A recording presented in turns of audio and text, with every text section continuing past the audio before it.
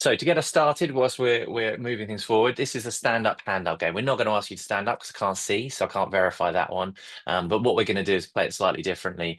And one of the things that we're going to be talking about today is AI. It's a large part of the conversation that we are seeing in marketing and almost all areas of business. And I think most of us think we're kind of AI experts on some level. So let's see how good you really are. Oh, David's already on it. Okay. What I was going to ask, which one is AI? And we've got people. David is going for. We're saying two. So we're thinking the one on the right of the screen's two. Okay. People seem pretty confident about that because haven't got anyone else saying anything. Oh, Carl mixing it up, and Jane as well, and Will. Good to see. There is a big bit of a mix there. Let's have a look. I've done this multiple times. I can't remember. If you get it right, you stay in. If you get it wrong, you can sit it out. But realistically, it's a bit of fun. The winner will be the one who's remaining left. So in fact, it is the one on the left that was AI. We can move on to the next one. Let's have a look. Which one is AI? One or two? Let's have a quick look. Answers in the chat, people.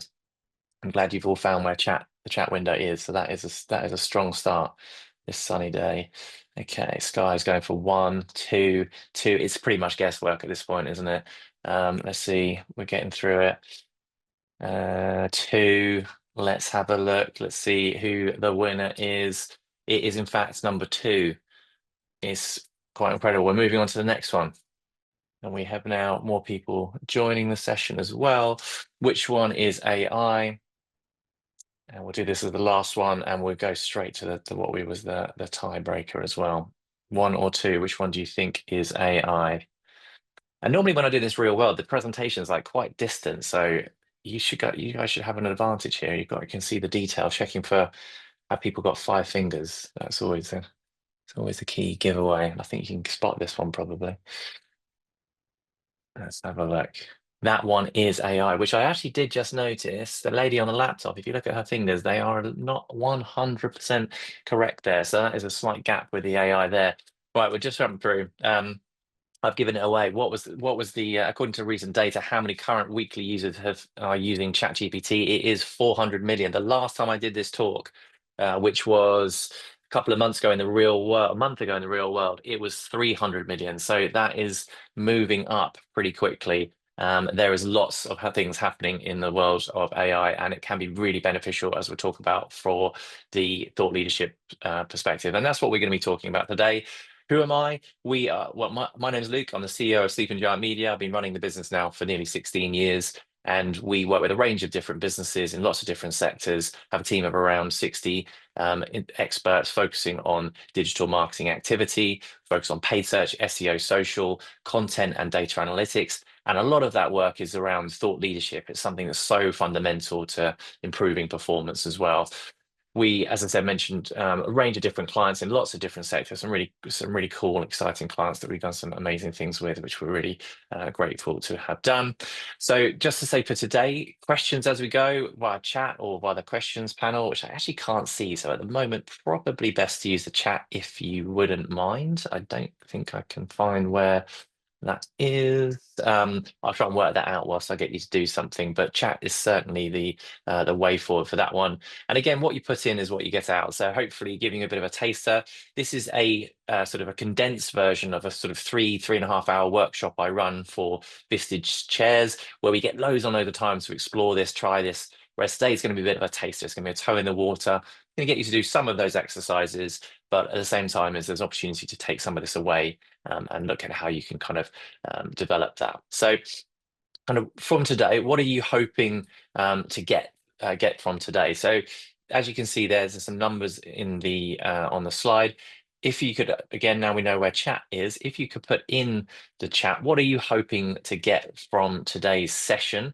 And it could be, and if it's not one of those, feel free to sort of write that in, or it could be just a case of, just general interest. That's absolutely fine. But any insights as to what you're kind of hoping to get from today would be really, really beneficial. So better understanding of thought leadership, Okay, good. Thanks, Jane. Knowing what you need to do on an organizational level, from Graham. Yeah, that's a tricky one as well, which again we will cover, but it's a big topic as well. All of the above, yeah, that was my fifth option, but I didn't want to put it Carl because I thought everyone would go for that one. It'd be too easy. Number two, for David there, having more confidence in talking about it and doing it. Okay, cool. So we got a good kind of mix of ambitions here, and keep those kind of in mind as we go. And we'll look to cover all of those off. We're going to follow sort of three sections. There's going to be what is thought leadership about and why you should care, how to do it, some tips and sort of tricks of the trade that I've kind of been picking up. And again, this is a bit of a personal journey as well. Like this is something that I find uncomfortable, despite running a business that does this for doing it for myself and actually talking about these sorts of things online. I find these things difficult to do for a number of different reasons, as we'll kind of explore. And then ultimately we'll look at how we gain traction on that kind of organizational level, because it isn't just you, it's also how you can get your business to be more involved with that. And we're going to use in this kind of model, and this is something you can kind of refer back to, just to say you'll have access to all the slides. And I've also created some handouts, and I'll link to those as well, so you can potentially do those handouts with your teams if you want to explore that with your teams, or as I said, when there is a bit more time, you can then revert back and kind of check those things out. So we're going to follow that personal brand, identify the audience, identify topics, create, deploy, and measure. So let's get started with the first kind of section. So thought leadership is it's about how we draw on the past, analyze the present, and illuminate the future, which I think is a nice summary of actually what thought leadership is, because there's lots of confusion as to what it actually is. And it's not about going online and moaning about things and shouting. You can do that, it's up to you. But it's more about how we can bring our expertise to the forefront for discussion, and then ultimately be seen by others as somebody who is setting the agenda and setting the tone for those sorts of things. And I think the general gist I get from a lot of business leaders is actually it feels really uncomfortable, because one of the things that we'll talk about today is that you can't just talk about work. You ideally have to share some of you and your personality in some format. And again, there's varying levels, and I'm not saying that I'm the one that's very comfortable with sharing everything online. I absolutely don't. It's about where you want to draw your line, but I think the key point to take away and understand for this point really, and why it probably feels a bit uncomfortable, is that people buy from people. And again, if you apply this methodology or this approach in the real world and walked into a networking event and was like, buy my product, no one's really going to listen to you. It's about connecting, it's building relationships, and ultimately to build that trust that will then help to enhance the probabilities and chances of people seeing you as a trusted partner that they can engage commercially with later on as well. Why you should care. So 83%, a typical B2B purchasing decision, researching, ranking, decision making happens before 83% of a buyer. Essentially, I've really messed up the delivery of that one. 83% of a typical B2B purchasing decision happens before a buyer directly engages with the provider. So because we have so much access to information online, our customers are much better informed. Our clients are much better informed than they were, both in both the B2B and the B2C space. So it's how do we provide that information? How do we get so they see our information?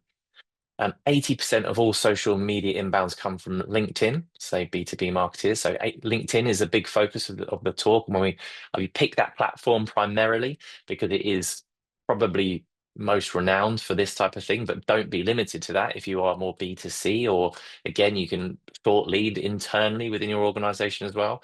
But it just shows you the massive implication that LinkedIn particularly has.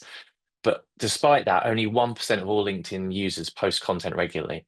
So it shows you this massive opportunity, this massive gap where we're saying that actually people use resources online to research and to buy.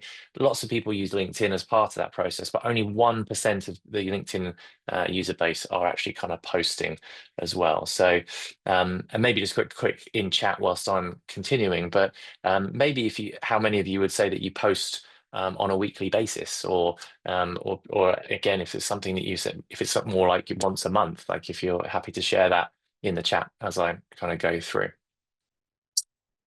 So LinkedIn has also been evolving over the last sort of 6 months as well.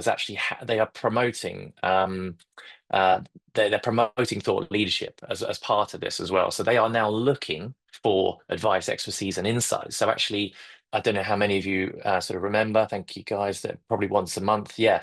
Um, Historically, there was a phase where LinkedIn suddenly became almost like the new Facebook to a degree, and people posting lots and lots of personal content on there. What LinkedIn have tried to do is they pivoted away from that because they were essentially that appealed to their algorithms historically because it would actually engage people to it. But it's like, is it really valuable for that type of platform? And I think what they've tried to be doing is actually moving to the much more kind of thought leadership focus. So it will now benefit those types of posts rather than just the more socially sort of personal content that we started to see for a period of time as well. So that is important to kind of note. There's 266 million users have got some form of social media in the last 2 years alone. So again, it's a huge market. 62% of the world's population uses social media. So as I said, that is a very summarized, and what you'll see is when I share the presentation, I've got a number of hidden slides that are in that section with some more statistics as well. If you love statistics as much as I do, that's for you. Then you can check that out, and that will help you to, I guess, validate. Sometimes it is about validation as to why it's important to spend some time doing these sorts of things, whether that's validation to yourself or for your team or to your senior team, whatever it is. They will help to sort of say this is why it's important that we kind of do this. So hopefully gives you a real quick view of what thought leadership is. It's about that focus on illuminating the future, is starting conversation topics. And again, we've seen how important that is in the digital landscape in terms of volume, but also that the platforms are now rewarding that sort of activity as well, which is great. Moving on. And again, guys, questions as we go, feel free to chuck them in to the chat. I will be keeping an eye out, as I mentioned. So do feel free, if you do have questions, chuck them in as we go. We will have hopefully time at the end for questions, but I'm very happy to go off piece and cover that. Or just say, I will cover that and come and circle back to that one later on. So moving on to section two, how do we thought lead? So this is moving now into that delivery of what we do. So it's about clarifying your area of expertise and sticking to it, stepping back from the business agenda. And again, not just talking about work, it's creating content that speaks your voice, being a bit more personal, it's being consistent. So, I think monthlies, ideally probably once a week, I would probably aim for. I think that consistency will help to make sure that you're seen sort of more frequently. It will reward the algorithm as well. It will, sorry, the algorithm will reward you for more frequently posting as well. So that's something to keep in mind. I think the challenge, and we'll explore those a little bit later on, is often time. So it's how do we do that? And we've got some ideas of how you can kind of do that. So starting off, as I said, with this model, looking at the kind of the personal brand.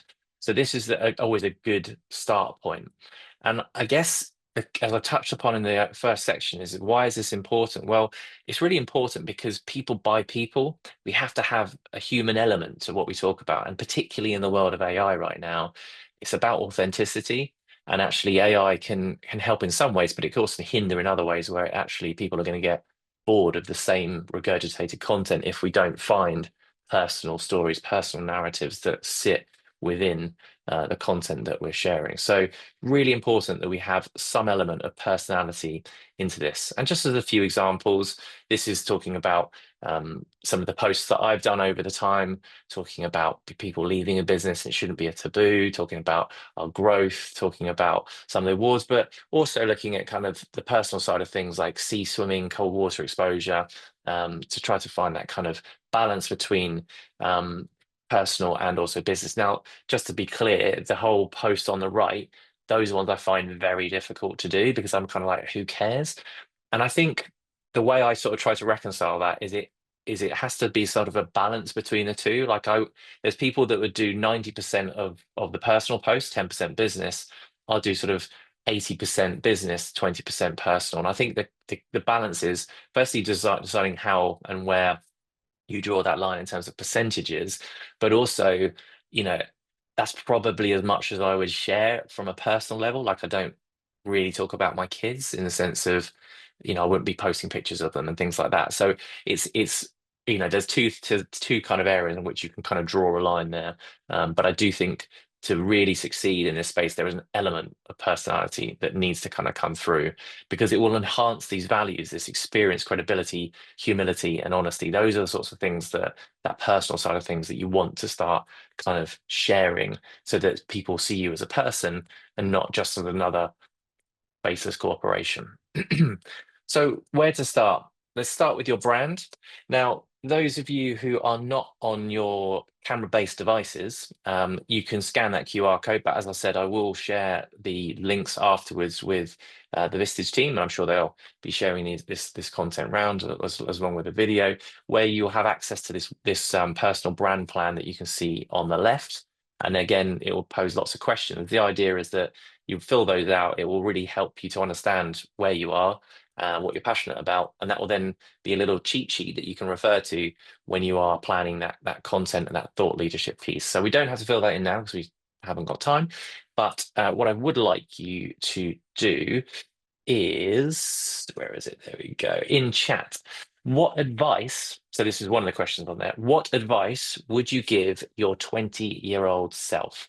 Okay, so that's what I would like you to put in the chat. For those of you who want to circle back and do this more thoroughly, as I said, the link will be sent around or the QR code will be there, and you'll have access to these sheets. And there's other ones that we're going to come back to later on. And I'll be and in those sheets we were asking like, what are the three things that words that resonate most with you around? Is that sort of energetic, cheerful, trustworthy? Because that again will help. Right, what have we got? Jane, grow up, like it. No, seriously. Don't give up. Absolutely. Think bigger. Motivational. Okay, I like that. Be brave. We're going very, very motivational, not specific here. We're going, we've got some motivators in the room. I'm liking that. That's good. And so keep those sorts of things in mind. Because again, what I find much easier to do is I find it easier to write answers to questions that I'm given. So if like one of the things that normally happens, if I historically would try to sit down and go, right, I'm going to do some thought leadership content, I'd have an immediate like mind blank. What on earth am I going to talk about? But if someone gave me 5 questions and said, "Luke, what about this?" I could answer that immediately. And so this is probably, I guess, the first tip for you guys to have a think about is you can use various different tools to help create questions that you can answer. So if you're kind of, what should I talk about? So just get someone to ask you some questions, and that will actually really help. Marie, enjoy each stage of growth. Absolutely. Love that one. Thank you very much. And again, this one, just to jot down somewhere, you can put it in chat if you'd like, because we could circle back and use this one, is 3 of your interests outside of work. Immediately you might be like, oh, I don't want to share that. And if you don't, that's absolutely fine. We can write that, you can write that down kind of separately. But if you write down 3 of your interests outside of work, that will be great. Because again, we'll use this a bit later on to combine it with some other content as well. Cool. I know triathlon. Wild camping and kite. Now that, Jane, I'm liking that straight away. That's cool. We should connect. That's great. I started kite surfing, got all the gear, had 2 kids, and realized that it was very difficult to get a child to sit still on the beach whilst I was out there. But I'm looking forward to picking that up again now my kids are a little bit older. And immediately I've connected with Jane 'cause she shared something personally. And again, that hopefully proves my point really that there is the importance of sharing some of those things. So thank you very much for that one. David on the other end of the spectrum. But that's fine. That's fine. And again, it will help to kind of resonate, I'm sure, with different groups of people. So let's have a look at that. So that's the first one. As I said, we normally spend quite a bit of time on that one, but that gives you an idea of what I'm talking about. And that, thank you for sharing that, Jane. That again shows you kind of the ability to kind of connect with people. Maria, thank you. Caring for family, gardening, and traveling. Love that. Traveling. So Jody and Maria can catch up, talk about traveling, family outings, as well as I'm talking about caring for family and swimming. So lots of overlap as well. And Graham, nothing too about their family, golf, and horse racing. Well, that sounds cool straight away. There's some really exciting bits that we can kind of we can work with there as well and talk about. So that helps us as a start point. As I said, if you're later on circle back, fill that form out because it will really help you to kind of establish these sorts of things, which will help you with that writer's block that you might sort of see when you come to write content. Now let's look at the audience. So moving on to the next kind of stage of this one, the audience identification. And this is about trying to help create themes that connect your company's beliefs and your customers' interests. So if we understand more about our customers, we can meet them in the middle. We can talk to them about these sorts of things. So I just want to give you an example. There's a company called Sweet Green, which is a farm to table restaurant dedicated to organic cuisine and sustainability. Now, what they did is they looked at their customers and what they were posting about, and their customer groups, which again, all of us we do this. We can look at our customer groups online, can see what they're posting about, and they were posting staying in shape and eating right. So those are the themes that they were talking about. And what these guys did is they started pairing music and food, farm to table, community fitness. So they took what they do and they took their interest from their customer group and they kind of created overlaps with them to then create kind of content themes. So taking pairing music and food. They post photos with music and veggie puns, create educational and fun posts about the benefit of music, and host a Sweet Life Music Festival. So they took those themes and ideas and combined it with what they do to really help enhance that. So they weren't just talking about work, but they were really engaging in the interests of their customers. Farm to table, sharing stories of farmers and of how they work, post infographics about sustainability, and then community fitness as well, looking at how they could then create passports that help people find local fitness groups as well. So really engaging and really helping to build stronger relationships rather than just talking about their product or service as well. So again, there's another form. Again, it's on the same link. So if you've already scanned the QR code, you don't need to worry. It's on the same. You'll see it in the folder, which has got access to all of the handouts from today's kind of session, where you can go through this and fill out your audience. And I do say to the team when I'm doing this real world for longer, even that isn't long enough for that session. This is you can spend a long time really building those audience personas and profiles, which you may already have. So you may be able to kind of lean on some of that activity. Just for now, for this session, just writing down what the typical job title of your ideal client is. And again, don't need to share that in chat. You can write that down because it's something that we can use and we can circle back on in just a moment as well. So feel free to share in chat if that's easier for you just to write it down there. But just your typical job title of a client. For us, it's generally a CMO or it's a senior marketing manager. Those are the job titles that we see. The more senior side of the marketing activity is generally our typical client that we are talking to. And then we identify those topics. So what we can do, we can use lots of different tools to understand more about your customers. So just like Sweet Green did with their customers, you could go online and you can look at their social content, see what they're posting about. But there's lots of other tools here, which is the YouGov surveys, Survey Monkeys. You can ask them, you can send things out. You can look at, as I said, social platforms, Answer the Public, which we'll see in a second, Google Predict. So as you actually start typing in content, and actually AI is a really useful tool now. Deep research as well through anyone who uses ChatGPT. Actually, whilst I'm talking, anyone who's using AI, could you put into the chat what your current preferred AI platform is? So if you're using ChatGPT, chuck that in. If you're using Gemini, chuck that in. If you're using Claude, chuck that in. Anything like that, I'd be really interested to see if anybody. And if you're not really using AI, that's cool. Just chuck that in as well. That would be great. But all of these tools, these resources will be very beneficial to help you to actually kind of understand your customer much better. So we've got some Copilot in there, Perplexity, Carl's all over it. He's loving it. Oh, Notebook LM. Okay, interesting. I saw some good content about those guys the other day, actually. How you can integrate that with Google Drive. So that's quite exciting. Yeah, okay, cool. So we've got a range there, ChatGPT, and I'm going to show you a ChatGPT example, but they all can do the same sort of thing a bit later on. So this is Answer the Public, and just to give you some ideas of how you could use this to help support your content generation. If you're talking about sports supplements, you can type that in.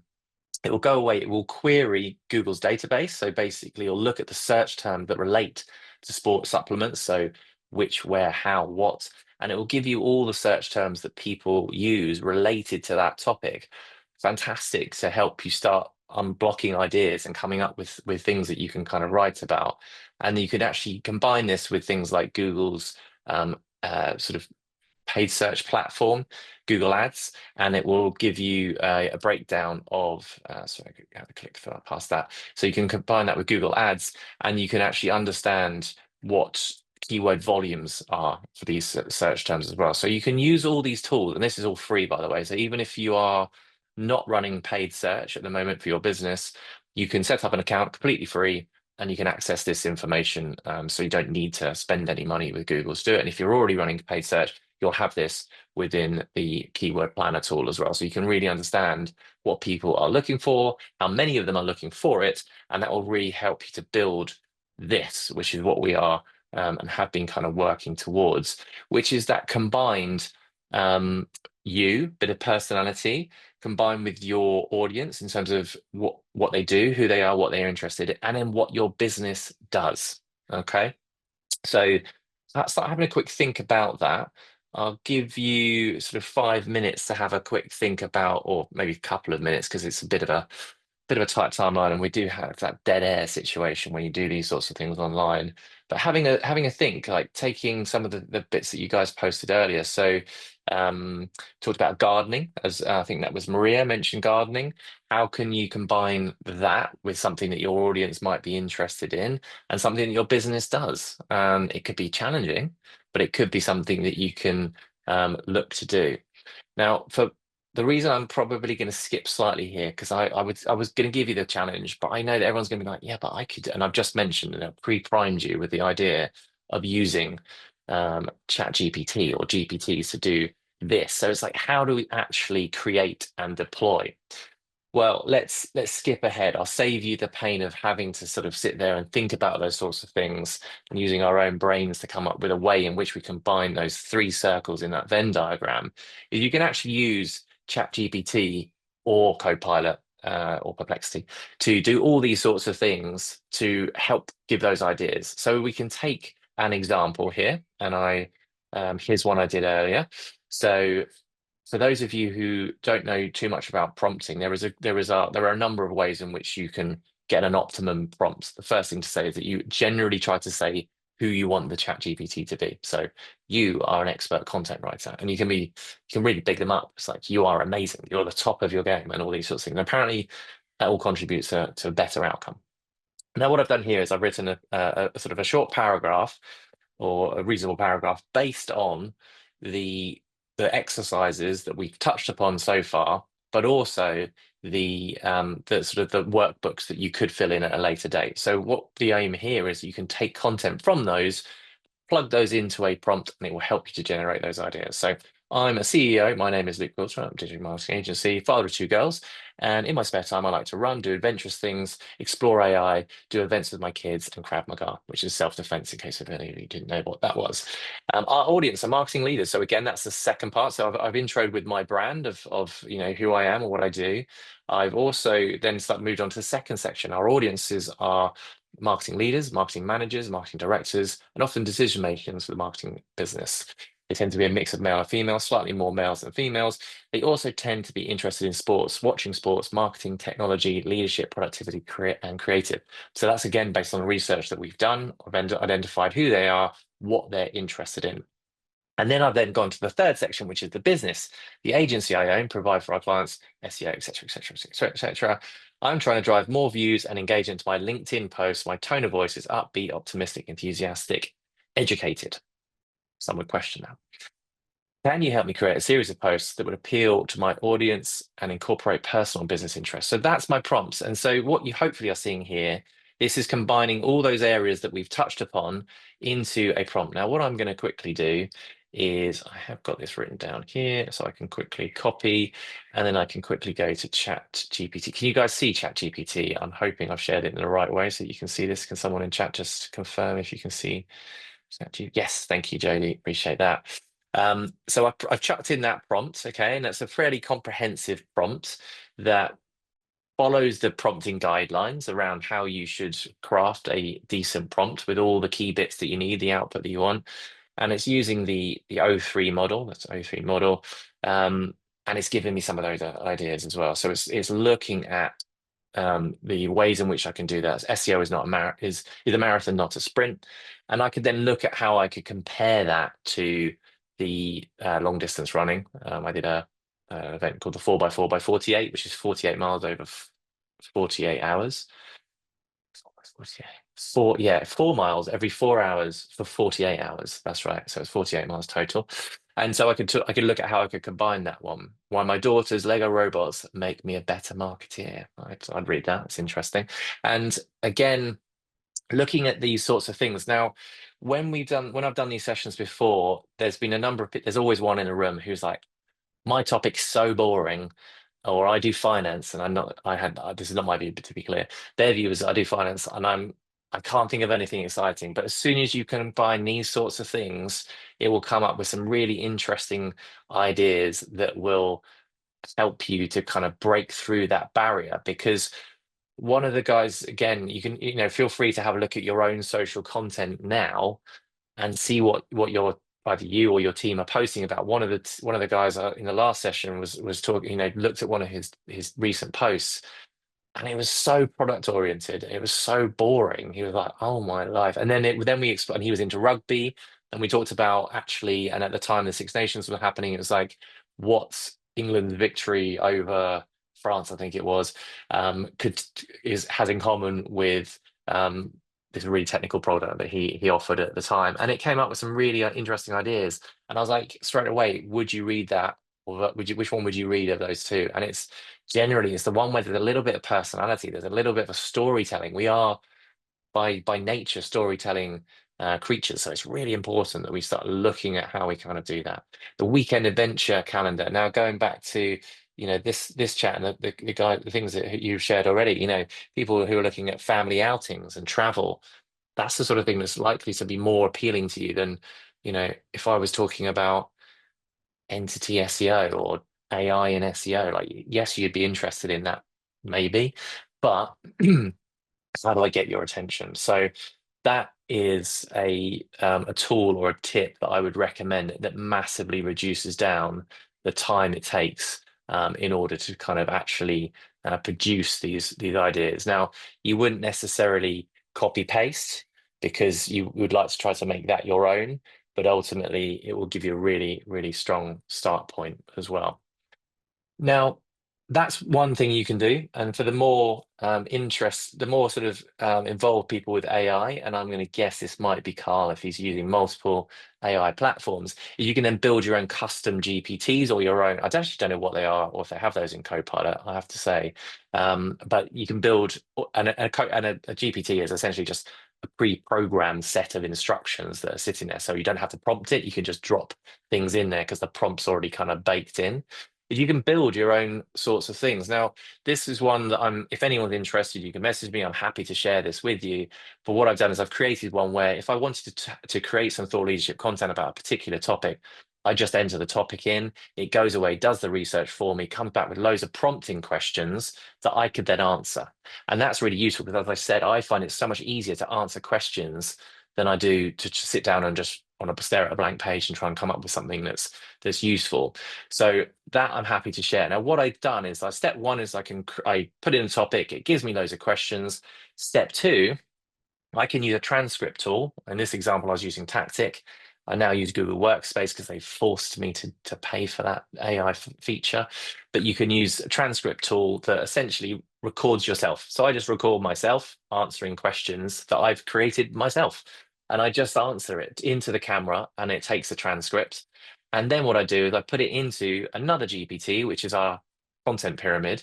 And that will then help produce an output for me as well. So then I can take this really simple idea and then I can turn it into kind of an output. So if that's of interest and you're like that could be cool, do feel free to message me, reach out, say hi. I'm very happy to share those. They are on the ChatGPT store. If you're using GPT, you should be able to access those for free. Just type in those and have a look.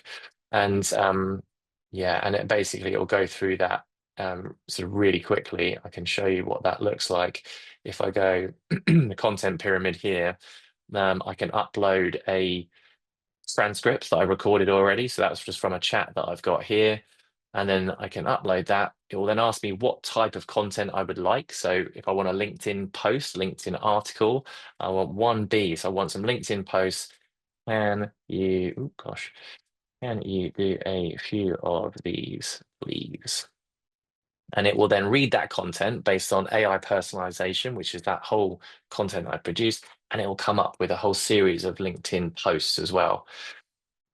Hopefully that's of use to you guys, because that for me is a massive time saver, and it really helps me get past that blocker that I probably put in my own way to say why I can't do these sorts of things. And then you can obviously then evolve that as well. So what are the blockers? So what is stopping you and the team? Out of interest, what for those of you who are doing this, but maybe not doing it as much as you would potentially like, what are the things that are stopping you? I'll be really interested to hear in chat. What are the things that you feel are almost stopping you? For me, as I said, it's that uncomfortable piece. It's like, does anyone care really what I think and what I should be saying? Sometimes it's also, the what is the most topical things to do? Lack of understanding and comfort. Yeah, thanks, David. Appreciate the share because again, I know it's not easy, always easy to kind of share those things, but it's uncomfortable, isn't it? It's really uncomfortable. Sometimes sharing some of those kind of personal values. Data protection, security issues for more sensitive documents and reports. Interesting. Yeah. Okay, good. Thanks, Jody. Education of what is possible. Yeah, hopefully, Graham, that we're covering exploring some of those options today as well. Um, and lack of understanding. Yeah, and David, hopefully some of those little bits there we've looked at already might start giving you some of those ways in which we can do that. So we've got a couple more that we can kind of look at there. So Jody, yeah, really interesting point around data protection, security issues as well. I think so. I think yeah, the key to that there is which platform did you say you were on? You are on ChatGPT. So if you are on the paid model of ChatGPT, all the information you drop into it is secure and it's in your ecosystem as well. So that is a something to keep in mind that actually once you've got the paid for version, which is the Teams or enterprise, I think, and I don't work for ChatGPT, then you will have sort of security to know that you can kind of publish those things and get feedback from it. So what you can potentially do is you can upload that content and say, I can't talk about the specifics, but take this information and turn it into something that's useful. So again, we can use that within ChatGPT as well, potentially. So but again, do reach out or share if that's not quite if you're struggling with something else there as well. But hopefully, as long as you've got the paid for one, you're able to do that, and it's not that expensive to do. That was the first step we made as a business over a year ago now, as I bought the whole team that setup because I wanted them to explore freely without the feeling of I can't put this in there, which was obviously what happens if I think Amazon posted loads of their financial data into ChatGPT and then someone asked it the question about it and it replayed that information to a non-Amazon employee. So there were definite issues should be solved by that paid for model as well. So one of the things the as well, so thank you for sharing those and those sort of some of those individual blockers as well, which are important. The other bit as well that we often explore is organizational culture, because what you find is that there's often I talk to the leaders of the businesses, or certainly the senior people within the organization who are leaders of their departments or what have you, is that they set that tone. They set the tone for actually getting other people involved with this one. And I think one thing that I've seen is that people again, if you're nervous about it, it kind of spreads that sort of through the organization, and that could be how do we make that possible? And the reason we need to kind of make that possible and why it's so important, going back to some more stats, not going to escape stats in a digital marketing talk, guys, is that it's about the reach that you get. So even if I've got a really good profile, I've got 10,000-ish followers now. Even though I've got probably more followers than large percentage of my business, but actually, if I got my entire organization to share it, it has a much more significant reach. It will increase that reach by, as you can see, over so 89% of that reach comes from the rest of the organization, 10% from my individual. So when we talk about thought leadership, yes, it's important that we have our view on it and how we approach it, and to a degree, almost work through some of the things that we have so far to clarify this, to make it easier for yourself so you don't have to think about it every single time. But the other next step is, how do we get our organizations to onboard this and have this mentality as well? Because that will be a huge amount of power that's added to your reach, which is what we're all about. Reach is essentially how far out you will be able to get your content seen. So how do you get it seen by a broader number of people? Because the more people see it, the more people who are doing that 83% of that research, that kind of pre-sale research as well. And to do that, some examples of what you could explore. We looked at monthly LinkedIn sessions and training schedule. Might be too much. We have a LinkedIn chat room where we can share things and we talk about what's going on in the business and how people can talk about it. We can do workshops, events, LinkedIn learning courses with personal development points as part of that. We have, and again, we don't do all of this now. We do this in phases. Realistically, it's sort of for a quarter, we'll kind of focus on it and we'll shift the agenda slightly. But we will look at kind of monthly reporting. We did a stage where it was like, this person's post got the most reach. Well done, and we sort of celebrated them in a either in the chat room or in a company catch up, that sort of thing. So there's a number of ways in which you can create this kind of education, this ownership and accountability. I think it's important to define expectations and rule sets as well. So, again, making sure you've got a social media policy, make sure you have those sorts of things in place for onboarding new staff. But once people know the rules, they're happier to operate within them. And then it's that reward and recognition. So talking about the this post led to that sale. And and everybody is feels really happy when they've done something that has led to something beneficial to the business as well. So some bits to consider to help you get that organizational culture. Now, one of those things. So a couple of you mentioned the challenge of almost like lack of understanding of what's possible. Here's one I think that you'll love, and something that we use all the time. I did some filming on it literally this week, and I should talk you through how we do it because it's been a game changer for us in terms of how we can really improve that output. And it's called content pyramids. Super simple. It looks like this. It starts with a video.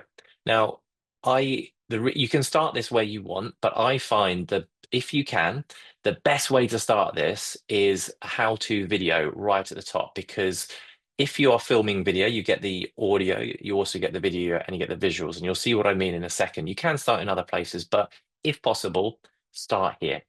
And then what you can then do is you can take that one video and you can then turn it into lots and lots of other pieces of content trickling down in this content pyramid. So let's put that into practice to bring that to life to show you what I mean. So it starts off in our business. We have an internal piece of content, which is a newsletter, which is essentially just an update to say, this is what we're doing. This is quite an old school one now. This is way back in August. And we've actually slightly changed it. But realistically, it starts with the teams who are the experts. So my SEO team, my paid search team, going, these are the things that are happening in our sector right now. This is why you should care, because it informs my internal team. So that's the start point for it. What we then do is I get hold of that and I go, great, I can now interview my team and ask them questions about that topic.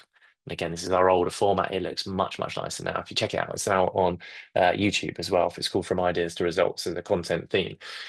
But I take the content that they've produced and I just replay it to them and ask them questions. Now, that means I can be a little bit of an expert, but I don't have to be the expert because they're the expert. Okay, so this is a great way, and we talked about kind of asking questions to get this from them, is I just pose them questions about the latest updates. And I was talking to Chris, the guy on the top left of those images, who's our director of data and insight, about what's happening in the world of cookies at the moment. And so I'm now up to speed with that personally, but I've also had a great conversation with Chris. So we record that from visually. We also create transcripts as well. So obviously we collect all the content and we can kind of put that into a transcription tool. We can then turn that transcript into our newsletter. So we send this newsletter to our database with all the latest news and insights. We also turn it into our newsletter for our partnership team as well. So sending it to our other agencies that we work with that don't do what we do, that we can offer, all driven from that initial piece of content. We create blogs from it. So from that transcript, that bigger piece of content, we can then turn that into a range of blogs. We can turn it into a white paper. And to say, when I say we can, we do every month. This is what we do every month for each of these kind of pieces. Maybe not a white paper every month, because sometimes it has to be a bigger kind of topic. But ultimately, it can be turned into a white paper if we feel it's a big enough, more significant piece of content that's worthy. We then turn it into atomized, what we call atomized video for social, much smaller video snippets. So the video takes about, I think it's about 10 minutes, between 5 and 10 minutes, like unedited. And ultimately we can then turn this into 1 minute videos, 2 minute videos, answering specific questions rather than 4 or 5 questions. So we can use that, which then helps us to have more interesting content to share. We have stills. So from that, you can take photos, which can then be paired with written content. We have GIFs, so we can turn those into GIFs that then add a little bit of movement to the image that again we can pair with posts and content, can feature on slides if we need them to. And so what that means, and going back to some of the who are kind of going, how do I do it? What's possible? That takes me 2 hours. Okay, so that's 2 hours of my time per month, which is essentially to review what I want to ask them, which I basically do just before the session. I say, "Hey, Chris, what are we talking about today?" "Oh, this one." "Okay, cool." And I've got enough of a technical understanding to be able to ask those questions. And I suspect most of you will have as well for your businesses and your area of expertise. And if not, maybe just a little bit more research. All I do is interview. I'm not the expert. I just interview them. My subject matter experts combined time is 3 hours. So that's prepping those updates in terms of what's happening in their sector. Most of them are all over this every month anyway, because they have to do this. It's turning that into that internal newsletter. And it's 3 hours of my marketing team's time to record it, transpose it, and then start turning it into that. So 8 hours per month will create us over 100 pieces of content. Now, I hope at this point you're like, that's cool, and we can do that, because that shows you that it's not this massive behemoth of a thing that you need to do. It's just how you do it that makes it important. So it's this content pyramid. And as I said, the how-to video is a really good start point. You could also turn that hypothetically into a podcast. And we keep thinking, could we turn that into a podcast? Because we've got it recorded. We've got that audio element to this as well. So that is a way in which you can kind of make your lives a lot easier and create that. And then the final piece of the puzzle is that measurement. Why do we do this, and what are we trying to count? According to SEMrush or SEMrush, most people are using thought leadership content to generate 81% of traffic to their website, or 81% of the benefit of thought leadership is leading to organic traffic. And what KPIs can we focus on? We use See, Think, Do, Care, or awareness, interest, desire, action, the marketing funnel, to focus on these metrics, because I think it's really important as business leaders, we don't expect thought leadership to immediately drive sales. It's unlikely to influence this part of the funnel directly, but what it will do, it will impact reach and impressions, watch times. It will impact think, which is the consideration. So people who are like, "Oh, I know these guys. Oh, are they, do they know what they're talking about? Do they know their kind of their industry or their sector well enough?" It will influence this bit very well, which ultimately then moves them into this bit. I don't think you do thought leadership to immediately jump to there, but it will help you to kind of get through the top stages of the funnel. So be mindful of that with your teams. So, and be mindful of that, of your expectations, that you may not kind of do this and go, "Oh, we haven't made any more sales in the last month. It can't be working." It takes time. It is an impact thing. And again, we talked to someone today who I'm going to go meet today. They connected to us through my LinkedIn, because they saw my post, they saw my content. They then came to our events. And what you find is that there's this initial interaction with somebody, and then they're going to engage with lots of other pieces of content before, hopefully, and ultimately, they end up as a client or customer at the end. And so what thought leadership is, and hopefully we've given you a summation of that today, is putting those steps together. Hopefully I've shown that they're all achievable. There's nothing in here that you can't do. And there's simple ways in which you can massively increase and improve your output as part of the production process as well. So just to conclude that section, making it happen within the organization is hopefully we've understood the importance of the culture and why it's important. It's not just you, because your reach is significant when it's the full full weight of your organization. Identify and solve some of those blockers for traction of how you can do that to make it more achievable, and then discuss the importance of those KPIs and focusing on recognizing it's not the bottom of funnel activity, it's probably the start point. So two final questions for you. Feel free to write in chat if you would like to. You don't have to. Is it something that you or your team should do more of, could do more of perhaps? So yes or no in the chat for that. That would be great. Yes, David, there's one. Good. Appreciate that. Yes, Carl, won him over as well. I can't tell who's that. There's no, as I said, there's normally one in the group who's quite skeptical. So normally this is my moment of like, yay, hopefully I've won them over. Someone's gonna say no now, aren't they, as well, just to mix it up. Great, I'm glad, and that's hopefully hoping what I was to achieve from today's session at least is it's something that you could and should be doing more of. And hopefully there's something that you now realize it's not maybe as big a blocker as you thought it was. That's the next kind of piece as well. Don't put this in chats, but I would recommend that now, just before you disappear off into your emails and the rest of the day and get sidetracked as we all do. Just spend 5 minutes. What are the next three things that you'd like to do to make that happen? It could be putting some time in your diary. It could be. Need to put it across to our managers and directors. Absolutely, yeah, that's a great start point. So, and Maria, if you feel free, obviously there's the presentation that I'll share, there's the content that I'll share. If that's of use in terms of some of that kind of that justification and why, feel free to grab those slides and use those. If there are any questions I can help with, I'm very happy to do that as well. But try to write down those next sort of 3 moves of what you're going to do to make this happen. Put it in this, as I said, put some time in there as well. So know the purpose, set the objective, define themes that are based on your audience, build a culture of innovation and thought leadership, get creating, fail fast. It will not always work. That's okay. Get comfortable with being uncomfortable.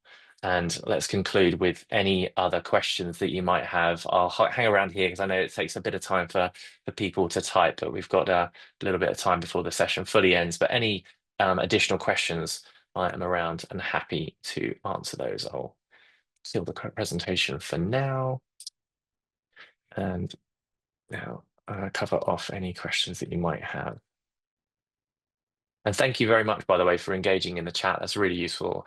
It's always very interesting trying to do these sessions kind of remotely without the amount of feedback that you normally kind of get. So it really helps when everyone's putting content and questions and comments in the chat. That's much appreciated.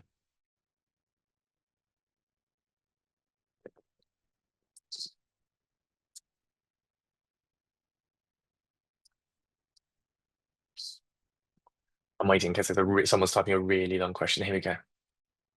I'm already using a link to the hobby. Thanks. I'm already using the links to the hobbies and business leadership will be on my LinkedIn profile today. Fantastic. Thanks, Jane. No, good to know. Thank you for sharing your knowledge and expertise. Very helpful. Thanks, Alan. Always a pleasure. And you're very welcome, Carl. Well, think, I don't think there's any long form questions. If there might be, I'll hold for a little bit just in case. But I just absorb that awkward silence in the meantime. But if you need to, if you are finished and you don't have any questions and you'd like to dash off, please do so. I just don't want to. I don't want to leave at this point in case there is somebody who is frantically typing in a question. Oh, here we go. Graham, can you elaborate on further examples of the care part of the See, Think, Do, Care funnel? Yes, absolutely. So the care part is the See, Think, Do, Care is a Google funnel. Okay, so they came up with it and they renamed that kind of awareness, interest, desire, action. So that was a sort of almost like the traditional marketing sense. What they did is they sort of slightly shortened that and then added the care section. So what they are talking about when they say care, that is almost like the customer service or the client experience. That is the after sales. That is the how do we get user generated content? How do we get more engagement for our customer base? Because what you will generally find, and why it's also, again, a really important part of thought leadership, is that you can get that content from your customer or your clients and then almost talk about that with them and then engage their audiences as well. So we can so for example, we're doing a talk next month, which is going to be looking at AI and SEO. So what's how AI is changing AI overviews, which is a massive topic at the moment. People losing lots and lots of clicks because people don't click on websites anymore because they get the AI overviews as an example.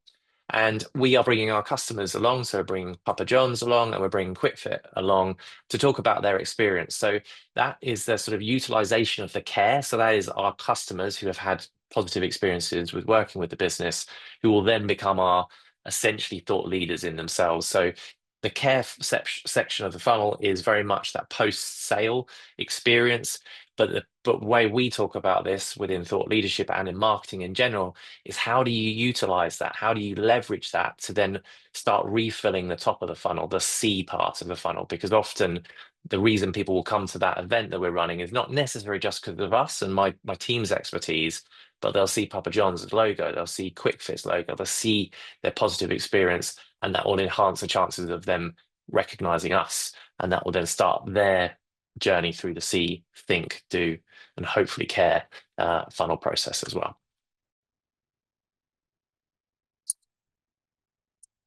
Hopefully that answers your question. You are very welcome. Cool. Well, I think that this may come to an end abruptly. If it does, I just want to say another thanks to everybody for being involved, coming along and getting involved in the chat. It's been really, really beneficial. All the best. Best of luck with your thought leadership. And as ever, feel free to reach out on social channels. I'm around and happy to answer any questions that you might have. Have a lovely day.